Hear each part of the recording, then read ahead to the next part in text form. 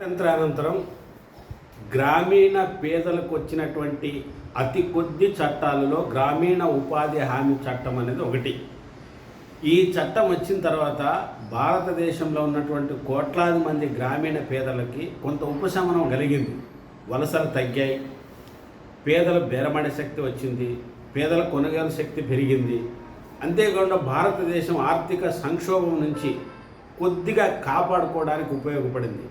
ఇంతటి ప్రాధాన్యత కలిగినటువంటి గ్రామీణ ఉపాధి హామీ చట్టాన్ని గడిచిన 6-7 సంవత్సరాలుగా కేంద్రంలో ఎన్డీఏ ప్రభుత్వం దీన్ని నీరుగారుస్తూ వచ్చింది. ఉపాధి హామీ చట్టానికి నిధులు తగ్గించింది. పనిచేసిన చోట దాదాపు 3 నెలలు 4 నెలల నుంచి వేతనాలు అందట్లేదు. అంతేకాకుండా గ్రామీణ ఉపాధిలో వేతనాలు పెరిగిన తర్వాత కేంద్ర బడ్జెట్లో సుమారు 2 లక్షల కోట్ల రూపాయలు కేటాయించాల్సిన ప్రభుత్వం నిధులు తగ్గిస్తూ వచ్చింది. కరోనా సమయంలో 1,10,000 కోట్లు కేటాయిస్తే ఈ సంవత్సరం కేవలం 81,000 కోట్లు మాత్రమే కేటాయించింది. కాబట్టి నిధులు ఎప్పుడైతే తగ్గించిందో ఉపాధి హామీ జాబ్ కార్డులు కూడా కోత విధించింది.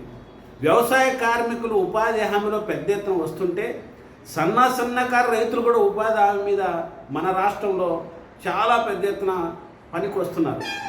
ఇంతటి ప్రాధాన్యత కలిగినటువంటి ఉపాధి హామీ చట్టానికి ఇంకా నిధులు పెంచాల్సింది పోయి ఉపాధి హామీ చట్టాన్ని నీరుగార్చే అనేక రకాల ప్రయత్నాలు ఎన్డీఏ ప్రభుత్వం చేపట్టింది. గతంలో పనిచేసే చోట కనీస సౌకర్యాలు, మంచినీళ్లు, నీడ, ఎండాకాలం వస్తే 40% సమ్మర్ అలవెన్సు, ప్రతి వారం వేతనాన్ని చెల్లించేది.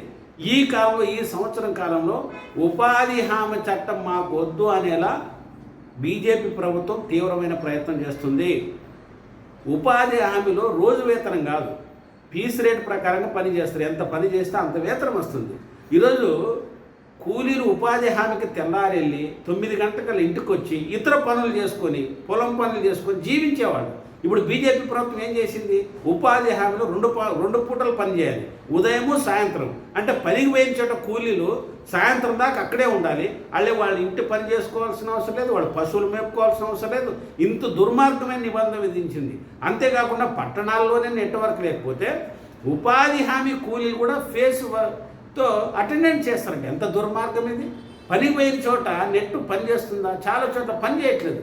అంతేకాకుండా ఉపాధి హామీ నిధులు తగ్గించడంతో పాటు మన రాష్ట్రంలో గతంలో 82 లక్షల జాబ్ కార్డులు ఉంటే ఈ కాలంలో 18,50,000 జాబ్ కార్డులు తీసేసింది. వీటితో పాటు కనీస సౌకర్యాలను ఎత్తేసింది. నిధులు తగ్గించడం వల్ల మన రాష్ట్రంలో గత జూన్ నెల నుంచి ఇప్పటిదాకా 432 కోట్లు బకాయిలు ఉన్నాయి పేదలకు చెల్లించాల్సిన వేతనాలు.